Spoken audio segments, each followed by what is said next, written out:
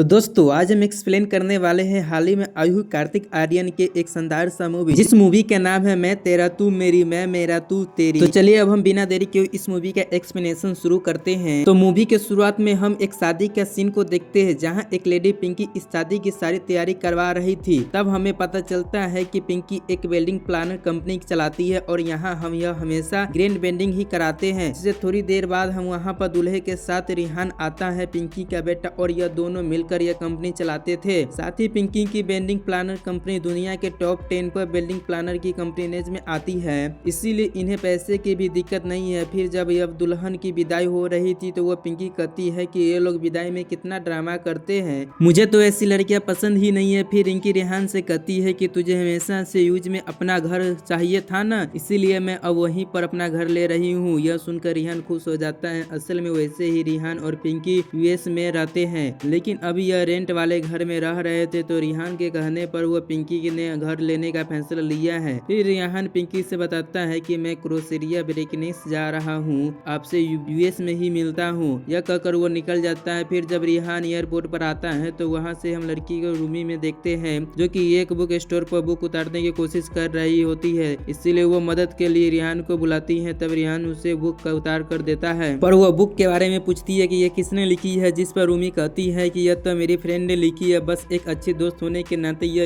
यहाँ नीचे रख रही हूँ ताकि लोगों की इस पर नजर आ जाए और खरीद ले। तब रिहान भी प्लॉट करते करते वह बुक खरीद लेता है, पर थोड़ी देर में उसे पता चलता है कि यह संगीत बुक तो असल में रूमी ने ही लिखी है, जिसका नाम है लव इन आगरा। फिर जब रिहान आगे बढ़ता है तो उसे रूमी फिर मिल जाती है, तो उसे रिहान रूमी को टीज करने लगता है, जिससे रूमी तो इरिटेट हो जाती है क्योंकि रिहान बोलता बहुत था और रूमी चुप रहती थी। तभी रूमी पर उसे पापा का फोन आता है और रूमी को कह रहे थे कि तू अपना प्लॉट लेने के बारे में क्यों सोच रही है, जिस पर रूमी कहती है कि आप मुझे हमेशा बच्चा बनाते रखते हो। फिर रूमी के पापा पूछते हैं कि अच्छा यह बात वापस कब आएगी। रूमी कहती है कि मैं वेकेशनल पर निकलती हूँ, इसीलिए आप इसे परेशान मत करो, अब मैं छोटी बच्ची नहीं हूँ। तब इतनी बातों से हमें पता चलता है कि अमर एक राइटर आर्मी का ऑफिसर है, जो कि अब आगरा में रहता है और उसकी दो बेटी है, यह जिया और छोटी बेटी का रूमी। वही अमर की बेबी कई साल पहले भगवान को प्यारी हो गई थी। इसके बाद जब रूमी अपने प्लॉट में आकर बैठती है तो उसमें रिहान भी आ जाता है और पता चलता है कि दोनों की क्रोसेरिया जा रहे हैं घूमने के लिए। और किस्मत के रिहान की सीट में भी रूमी को बगल में ही थी। जब रिहान फिर से रूमी को परेशान करने लगता है और रूमी भी भड़क जाती है, वो सोचने लगती है कि फिर एक बार प्लॉट लैंड हो जाए, फिर इसकी शक्ल तो दोबारा नहीं देखो। रिहान रूमी के सामने ही उसकी बुक पढ़ने लगता है और कहता है कि यह तो कितनी बोरिंग बुक है, जिस पर रूमी को गुस्सा आ जाता है और वो अपना मुंह घुमा कर सो जाती है। पर रिहान उस समय रूमी के पूरी बुक पढ़ लेता है, जो कि उसे पसंद ही आ जाता है। इसके बाद जब रूमी के क्रोसेरिया पहुंचती है तो देखती है कि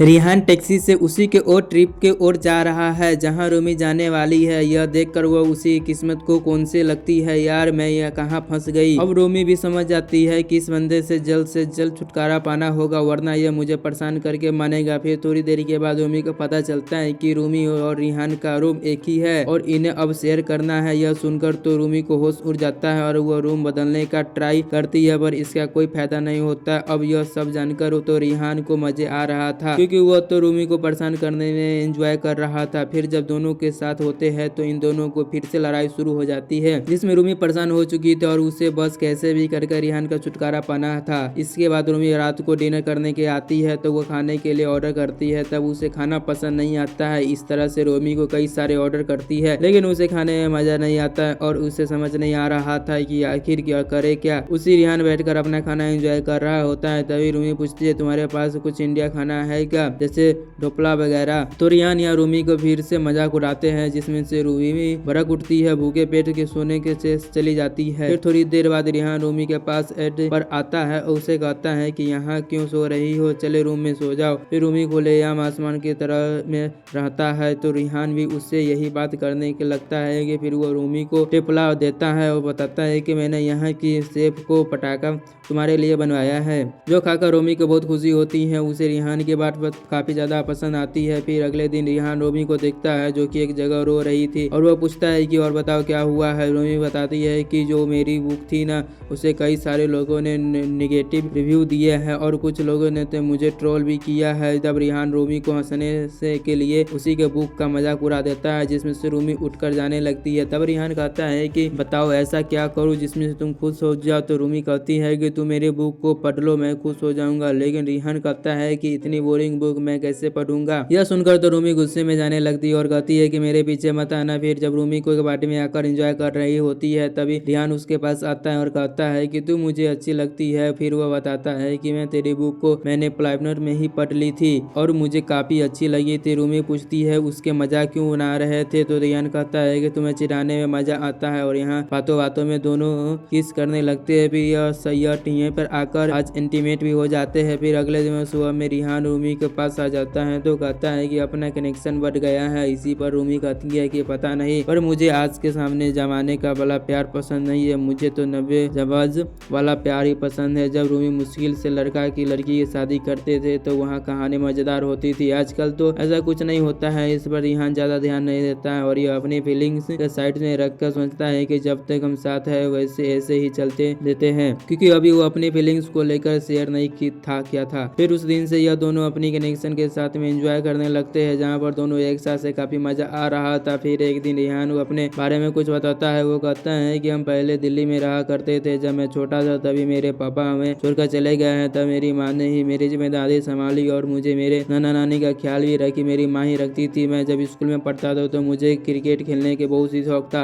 अपनी टीम के साथ कैप्टन भी था और कोच ने तो मुझे यह भी कह दिया था कि तुम एक दिन इंडिया के लिए टीम में खेलूंगा। लेकिन मुझे यह सब छोड़ छाड़ कर यूएस जाना पड़ा, क्योंकि माँ ने उसको समय बिजनेस पढ़ाना था और परिवार को भी देखना था। अगर मैं माँ से कहता कि मुझे नहीं यही रहना है तो मेरे सपने के लिए मैं मेरी माँ को भी बिना कुछ कहे मेरे सपने के लिए रुक जाती, पर मैंने अपनी माँ को कुछ नहीं बताया और चुपचाप उनके कहे अनुसार यूएस आ गया। रूमी कहती है कि तुमने ऐसा क्यों किया। तो रिहान कहता है कि वो आदमी क्या है जो अपनी पसंदीदा औरत को हर बात न माने। इस पर रूही रिहान को इम्प्रेस हो जाती है। फिर थोड़ी देर के बाद रिहान की पिंकी का फोन आता है और वो रूमी को पिंकी के बात बताना करता है। तब पिंकी को अभी रूमी को अच्छी लगती है। यह देख रिहान अगले दिन ही पल के रूमी को आई लव यू बोल देता है। रूमी कहती है कि यह सब इतना जल्दी कैसे बोल दिया है। तो रिहान कहता है कि मेरे लाइफ में अब तक 3 रिलेशन रह चुके हैं और मैंने कई लड़कियों के साथ लिविंग भी किया है, पर आज तक मैंने किसी लड़कियों से अभी नहीं कहा है, क्योंकि मैंने सोच रखा था कि जब मैं किसी लड़की से आई लव यू बोलूंगा तो ये मेरा प्यार होगा। फिर वह कहता है कि मैंने तो बातों तुम्हें आज बताई है ना, जब आज तक तो किसी ने शेयर ही नहीं किया है और तुम्हारे साथ रहकर अच्छा लगता है और सच में अपने बात बाहर आ जाता है, इसीलिए मेरे लिए तुम एकदम परफेक्ट हो। जिस पर रूमी कई जवाब नहीं देती है। इस सीन में से यहाँ से सीधा आगरा का शिफ्ट होता है और यहाँ से अमर रात को चलते चलते घर के बाहर आ जाता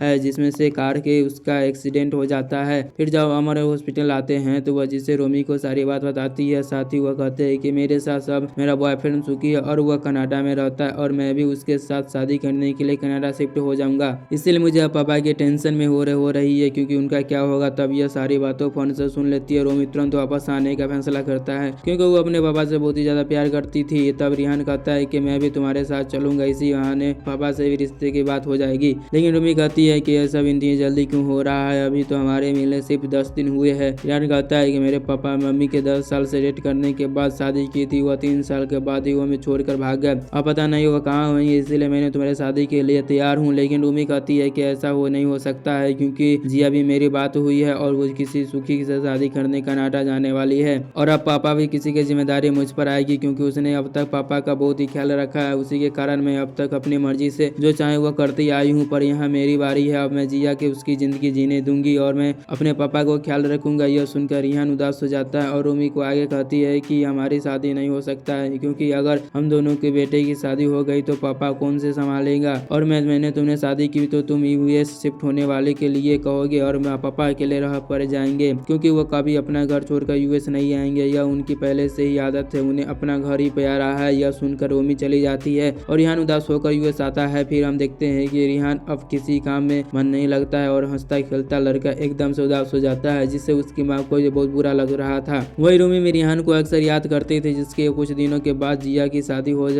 की बात चलने लगती है। इधर रिहान को उस हाल में देखकर पिंकी अपने बेटे से कहती है कि अगर तुझे किसी तरह से रहना है तो इंडिया चले जाता हूँ, अपनी माँ बेटा है। फिर वहाँ इतनी आसानी से हार मान गया है। अगर रोमी को अपने पापा के लिए रिश्ता तोड़ा है तो वो मेरी बहू बनने के लिए एकदम से परफेक्ट है, इसलिए वो तो मैं उसी का बनूंगा। अब तू जा और उसे अपनी बीवी बना कर ला। यह सुनकर रिहान खुश हो जाता है। इधर आज सुखी के घर वाले अमर से मिलने आए थे। अब तक यहाँ पर ताजमहल घुमाने लाता है। रूमी को यहाँ पर रिहान नजर आता है, इसीलिए वह उसे गले लगाकर रोने लगती है। फिर वह खुद को संभालते हुए कहती है कि मूव ऑन करना बहुत मुश्किल हो गया है और तुम्हें मेरे सामने आ गए हैं, अब तो मेरी जान की निकल ही जाएगी। रिहान कहता है कि मैं उन लड़कों में से नहीं हूँ कि आसानी से हार मान जाऊंगा, अब तो हम होकर रहेंगे चाहे कुछ भी हो जाए। लेकिन उम्मी बताती है कि मेरे पापा रिटायर ऑफिसर है और वो अपने देश से बहुत ही प्यार करते हैं, इसीलिए वो इस जगह को छोड़कर कभी नहीं जाएंगे, जिससे तुम्हारी हार तो होनी पक्की है। रिहान कहता है कि अभी देख लेंगे। फिर हम अगले दिन सिंध को देखते हैं, जहाँ आज सुखी और जिया की शादी के लिए वेडिंग प्लानर को बुलाया गया था। तभी वहाँ रिहान आता है, उसे देखकर रोमी होश उड़ जाता है। फिर हमें पता चलता है कि रिहान ने वो वेडिंग प्लानर कंपनी ही खरीद ली है ताकि वो किसी तरह से अमर को इम्प्रेस कर सके। इसके बाद रिहान रोजाना अमर से मिलने शादी की प्लानिंग करने लगता है और यह दोनों अच्छे दोस्त बन जाते हैं। वहीं एक दिन रोमी के घर से उसके पड़ोसी आते हैं और वो पड़ोसी से लड़के को देखकर हमें साफ समझ आ जाता है कि यह लड़का रोमी को पसंद करता है, पर रोमी उसे जरा भी घास नहीं डालती है। फिर एक दिन अमर का पड़ोसी दोस्त को पंडित था, वो सुखी और जिया की कुंडली देखकर बताता है कि इनमें से शादी को 5 दिनों के अंदर हो जानी चाहिए, वरना अगला योग सालों के बाद है, इसीलिए अब जल्दी करनी होगी। यह सुनकर तो रिहान परेशान हो जाता है कि इतनी जल्दी मैं क्या करूंगा, अभी तो मुझे अपनी शादी की भी बात करनी है। फिर जब यह बात लड़कों को पता चलती है तो वो अमर को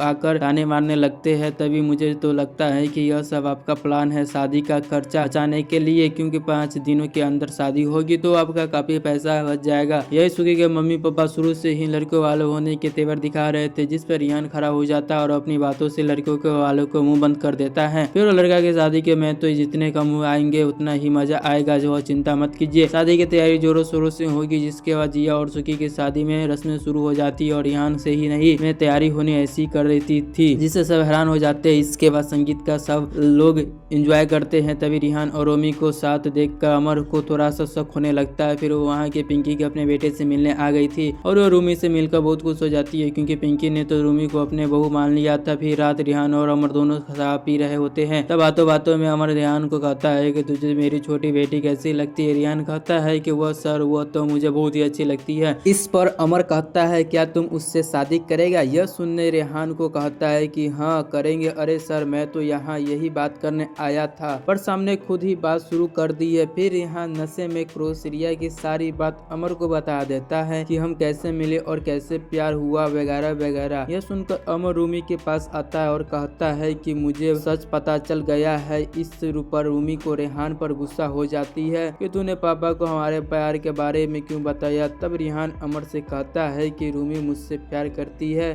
लेकिन आपके वजह से यह इस जगह को छोड़कर नहीं जाना चाहती है, क्योंकि आप यूएस कभी जाना नहीं चाहते हैं, इसीलिए इसने मुझसे दूरी बना ली है। यह सुनकर अमर को दुख होता है। तभी वहाँ पिंकी भी नशे के हालत में दारू में आ जाती है और अमर से कहती है कि आपकी बेटी हमें पसंद है, अगर आप अपनी बेटी को प्यार करते हैं तो हमारे साथ यूएस चले, और अगर आप नहीं जाना चाहते हो तो मेरे पास एक और प्लान है, और आप ऐसा करो मर जाओ, आपकी बेटी अपने आप हमारे साथ आ जाएगी। यह सुनकर तो रोमी की गुस्सा आ जाता है और वो पिंकी पर भड़क जाती है कि मेरे पापा के बारे में यह सब आप कैसे बोल रही हो। और यहाँ पर यान को बीच में आना पड़ जाता है पड़ता रूमी और कहती है कि मेरी मां से बोलने की तमीज सीख लो पहले, मुझे गुस्से में तुमने से ज्यादा ही बोल दिया है। मैं भले ही तुमसे प्यार करता हूँ पर अपनी माँ के बेइज्जती में बर्दाश्त नहीं करूंगा। इस पर रूमी के पापा उसे मनाने लगते हैं, लेकिन रिहान कहता है कि इस बीच में अब कुछ नहीं हो सकता। यह वह सब जाने लगता है। तभी अमर अचानक से चक्कर खा गिर जाता है। अब उसे हॉस्पिटल लेकर जाते हैं। अब अंदर अमर के टेस्ट हो रहे होते हैं और बाहर सब उदास बैठे थे। तभी रिहान को अपनी माँ को कहती है कि यार मैंने नशे में कुछ ज्यादा ही बोल दिया। फिर वो रूमी को पास जाकर अपनी माफी मांगती है, बेटा मुझे माफ कर दो, मैं तुझे ज्यादा ही कुछ बोल दिया। इसी पर रूमी के भी बहुत ज्यादा गलती की माफी मांगती है। फिर वहाँ डॉक्टर आकर बताता है कि अगर मैंने अपने बीवी को दवाई नहीं खाई तो वो जानकर मेरी तो रोने लगती है, पर यहाँ पर वो जिम्मेदारी रूमी की ही थी। फिर रूमी ने पास रिहान को आता है और रूमी से कहता है मेरे पापा तो दवाई खाना भी भूल जाते हैं, इसीलिए मुझे इस समय से उनके साथ रहना होगा। जिसके बाद रिहान अमर मिलने आता है और कहता है कि आपसे मिल के वो बाद मुझे पता चला है कि पापा का प्यार कैसा होता है, क्योंकि मैंने कभी अपने पापा को नहीं देखा है। आप हमेशा मेरे बेस्ट बड़े रहेंगे। इस पर अमर भी खुश हो जाता है। इसके बाद अमर को हॉस्पिटल में इलाज कर दिया जाता है और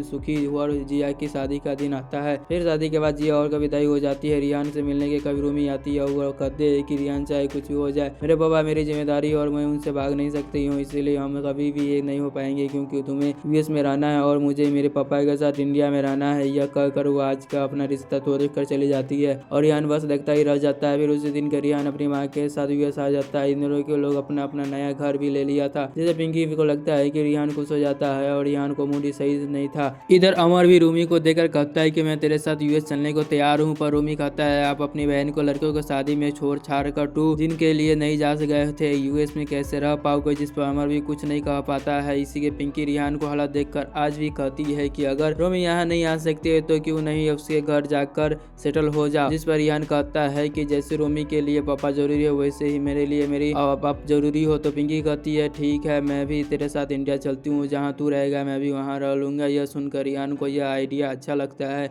इसके बाद हम देखते हैं कि रूमी अपनी दूसरी बुक लंच कर रही थी, तभी रूमी का पड़ोसी जो उसे पसंद करता है और आज उसे प्रपोज कर देता है और इस तरह से रूमी रोज सोचती रहती है कि मैं क्या कहूँ।